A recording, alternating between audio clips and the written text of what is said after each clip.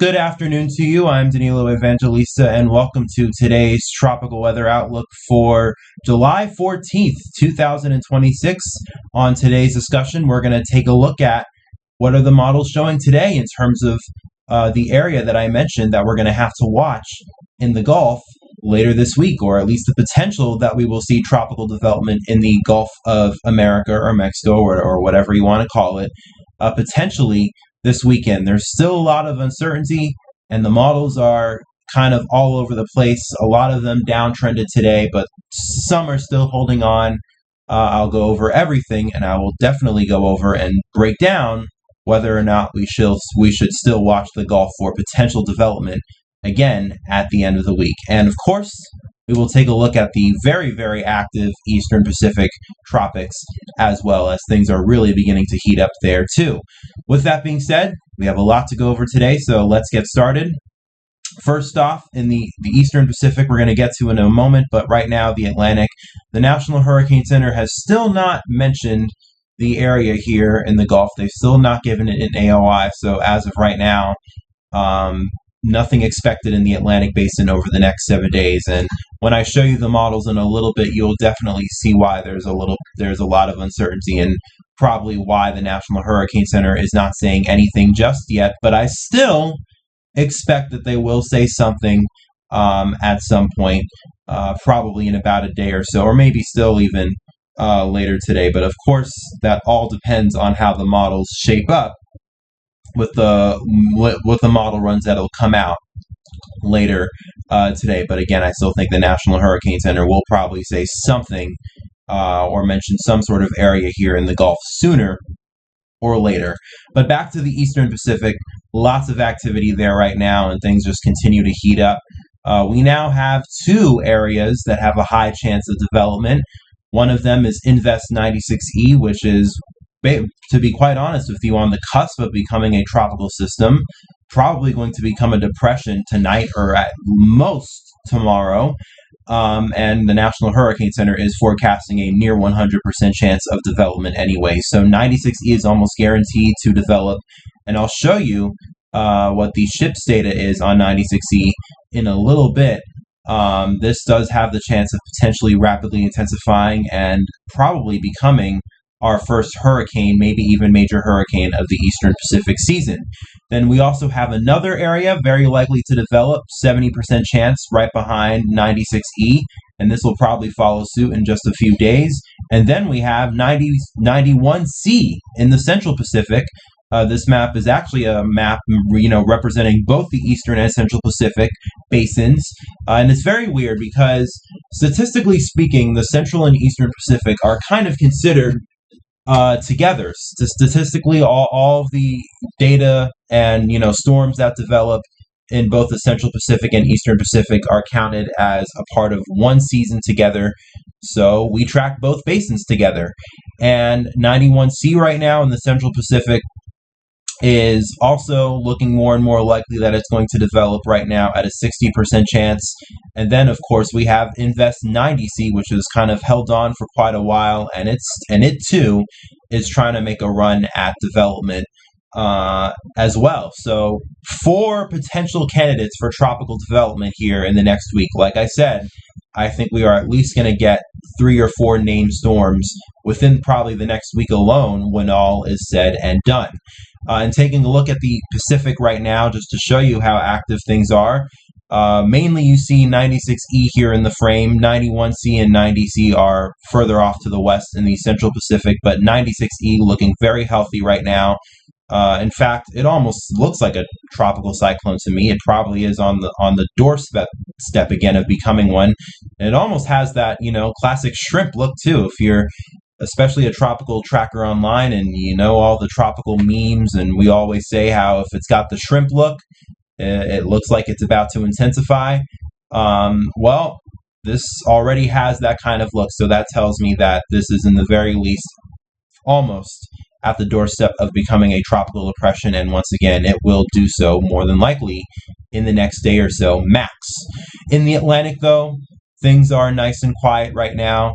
Not much is happening across the basin. There is a very interesting looking strong tropical wave, though, which has emerged off the coast of Africa or I believe this is a tropical wave, and it's kind of emerging off the coast of Africa right now still, and dropping down into the eastern Atlantic. And it's very interesting. From time to time, we get these very strong, menacing-looking tropical waves, which comes off the coast of Africa. But fortunately for us, and unfortunately for it, what awaits it is dry air, stability, shear. I think you know the deal by now. The classic of El Nino making its presence across the Atlantic right now, and this wave is just not going to be able to survive it. So, not really worried about this potentially trying to develop. Some of the models, especially the European, I believe, have a few ensembles which kind of show it being aggressive here in the Eastern Atlantic. And you never know. Maybe this might try to quickly spin up here in the Eastern Atlantic or something like that. But it looks unlikely right now, and definitely beyond that in terms of development, nothing else really eye-catching across the Atlantic right now. We do have the frontal system here, which is setting up over the northern Gulf Coast and across the southeast. And this is what we are going to have to watch for development, at least in the Atlantic. Again, it's going to be closer to home in the Gulf and off the southeast coast with these frontal systems. That'll more than likely be our main drivers of development in the Atlantic basin right now.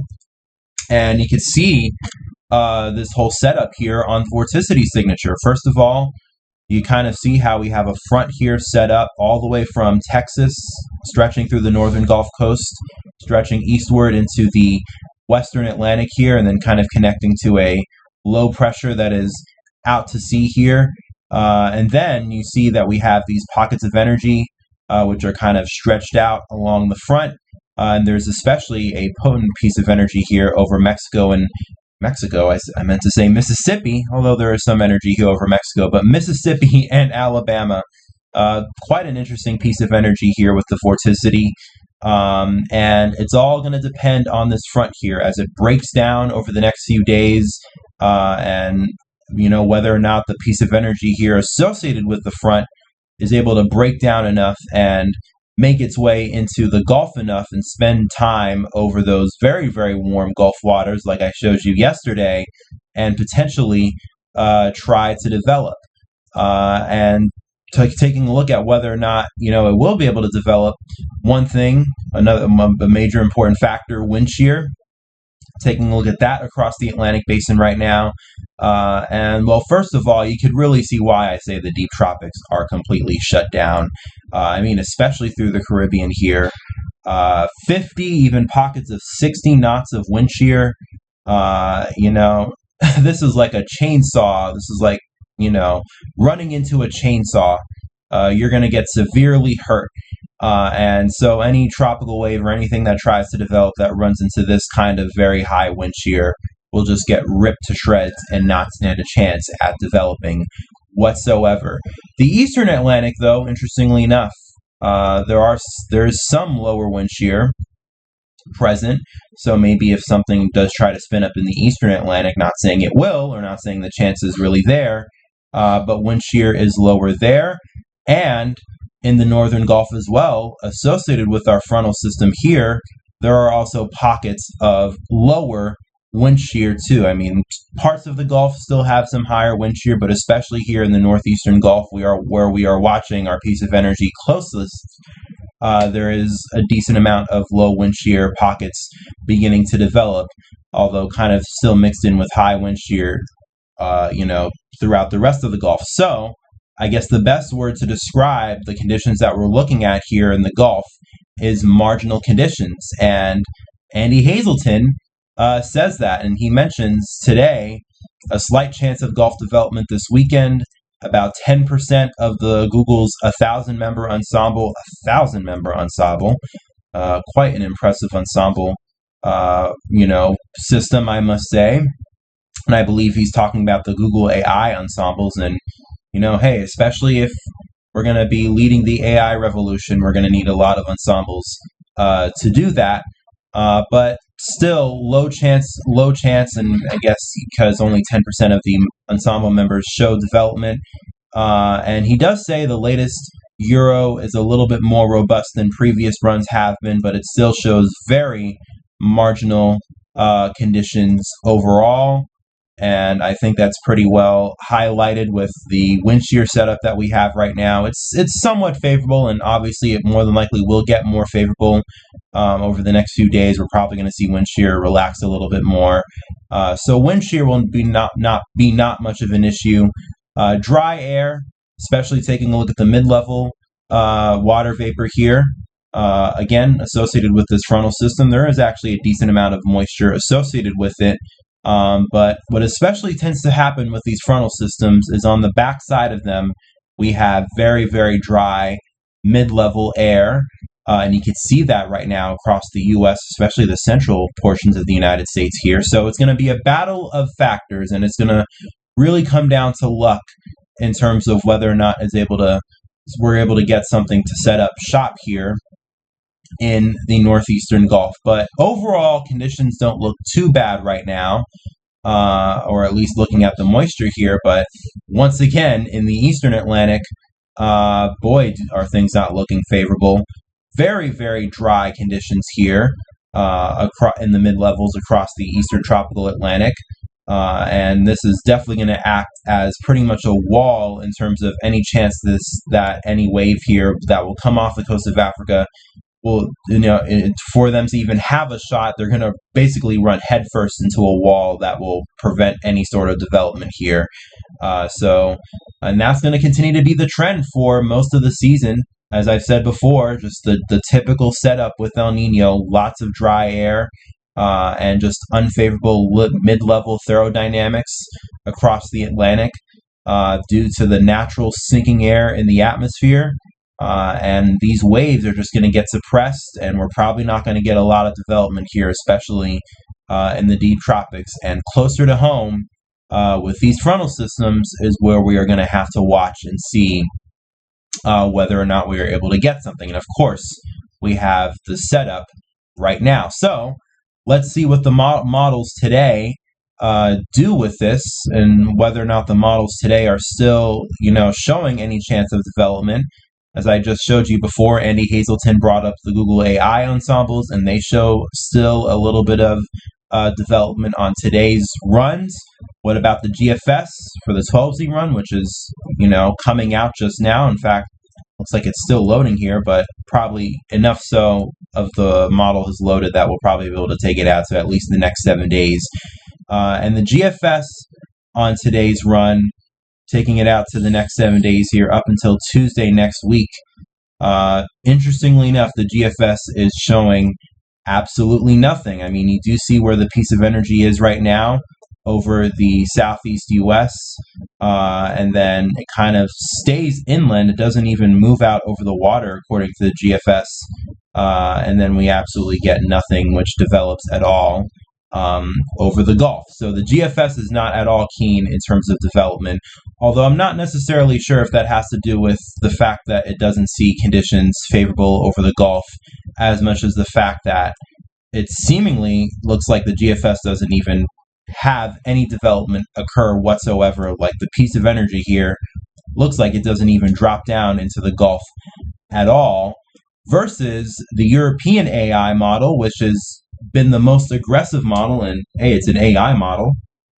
The European AI, which is, interestingly enough, been the most aggressive model with development so far, and it actually shows, well, the initial piece of energy here actually moves on off to the west, but it looks like actually another piece of energy drops down south roughly around 4 to 5 days from now, again, as we get towards the end of the weekend. You see here, a low pressure develops over the northern Gulf, and definitely a low pressure that consolidates, and we have a decent amount of vorticity that spins up with it.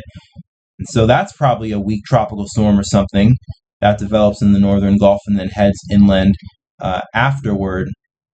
And then afterward, it kind of gets strung out by whatever piece of energy from a trough is there to the north of it. And let's see what it shows in terms of environmental conditions. Actually, let's see what the Euro shows for the 16 run. And well, the Euro is still showing something too, not as aggressive as the Euro AI. So I guess you could say We're kind of seeing an in-between here. The GFS, which shows absolutely nothing with the vorticity. I don't even have a piece of energy that drops down into the Gulf. And then the Euro shows a piece of energy that does drop down into the Gulf, but doesn't really develop it too much, versus the AI model, which does drop down a piece of energy, and it does develop. So definitely a split between the models here. And then we also have the European AI ensembles as well, and they still show something too today. Several ensemble members here. None of them are really particularly strong, so I guess it's a little bit of a downtick. I mean, I don't think any of the ensembles really showed much of any strong activity anyways, but still a decent signal here on the European AI model. And it continues the trend of the AI European model being the most aggressive on the prospects of whatever does develop here. And again, compare that to the European ensembles, the regular European ensembles for the next week here, at least as of today. They have a 30 to 40% chance of something developing here in the Northern Gulf. So a decent amount of ensemble support, probably not as strong as the European AI ensembles. So the bottom line is that the models still seemingly do show something here, going back again to the European AI. And it's going to come down to whether or not, again, we're able to see this piece of energy break off and move and slide down southward enough that it emerges over the Gulf Coast or over the open Gulf here in the northeastern Gulf, and spend enough time over the very, very warm sea surface temperatures that'll be awaiting for it. So sea surface temperatures, as I showed you before, will not be an issue. It's going to come down to timing and whether or not conditions environmentally will be favorable enough. And let's actually see how they look like here on the European. Well, there is a decent amount of moisture here on the European. There's some dry air to the east, some dry air to the north, but a decent amount of moisture indeed in the Northern Gulf. We will see whether or not it's able to combat maybe any of the dry air that might be an issue, especially given just how warm the sea surface temperatures are there. So with that being said, the central question that I wanted to answer, that I introduced at the beginning of the video, is still keeping an eye out. Should we still keep an eye out for development potentially this weekend? I do believe so, and the models still do show something right now. So as long as there is still somewhat of a signal on the models here, I think the potential for development is still there. It's not very high right now. There's still a little bit of uncertainty with the models. Again, going back to the GFS here, showing nothing. The European showing something. They're showing some development, although it kind of fails. It's probably something that gets capped by environmental conditions not being as favorable, versus the European AI, which interestingly the 12Z run just begun to load. And I guess once the 12Z run is finished loading, I'll post that to Twitter. So if you want to stay tuned for that, make sure to follow me on Twitter as well. Same name as I have here on YouTube. But the latest European AI model run from the 6Z is showing something and still showing enough of a signal that looks like they show development. So a decent spread amongst probabilities here on the models, and a lot of uncertainty that you can say that development is definitely not likely, and development is definitely not looking like it will be the case, but enough so still that you could say that there is a possibility that we will have to watch for something in the Gulf this weekend. So of course, that is what we're going to be thinking here over the next few days until further notice, until the models completely drop whatever signal is there, all of them, including the European AI, and absolutely no models show any sort of potential for development whatsoever. Until that happens, then I'll completely write this thing off. But that is still not the case right now. So as of right now, I still think development in the Northern Gulf this weekend is still possible. So keep it here, and keep tuned to the tropics over the next few days, because we will have something to watch. With that being said, let's move on to the Eastern Pacific now to kind of wrap things up. And the Eastern Pacific is definitely looking more likely very likely, probably 100 times more likely right now than the Atlantic to produce something, not just within the next week, but probably within the next day here. And I'll show you that with the GFS. Invest 96E here, which is the main feature we are watching in the Eastern Pacific, and obviously there is more stuff in the Central Pacific as well. But I mean, it's 96E is pretty much, again, already developing, and then it continues to develop within the next few days. In fact, probably within the next 2 or 3 days is when it'll more than likely start rapidly intensifying, at least according to the GFS.